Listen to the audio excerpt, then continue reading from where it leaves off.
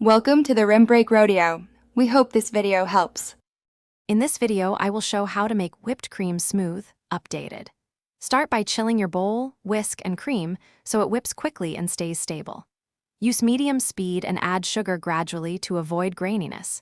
If you want stiffer peaks, chill everything longer and whisk a bit more, but watch closely to prevent overbeating into butter. Finish by folding in any flavorings gently to keep the cream light and airy. Cold tools and measured technique are the secrets to perfectly smooth whipped cream. Keep your mixing speed steady so the cream aerates without warming, and choose fine sugars that dissolve instantly. When adding flavor, fold gently to preserve the light structure while distributing taste evenly. If your cream starts to look curdled, chill the bowl and continue briefly at low speed to bring it back together for a silky finish. Hey, if you are finding this video helpful, please subscribe and like to support more tasty tips. Quick recommendation: the Echo Dot smart speaker makes it easy to set multiple timers and play upbeat music while you whip, which keeps your focus hands-free and fun.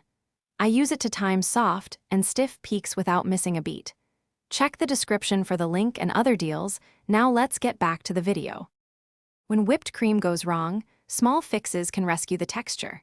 If it looks grainy or separated, stop and chill the bowl, then re-whip briefly on low to smooth it out.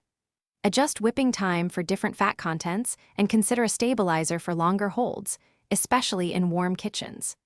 Keep flavor additions minimal until the end, and store the finished cream chilled to maintain that soft, velvety mouthfeel until serving time. Thanks for watching. Consider subscribing if we helped you.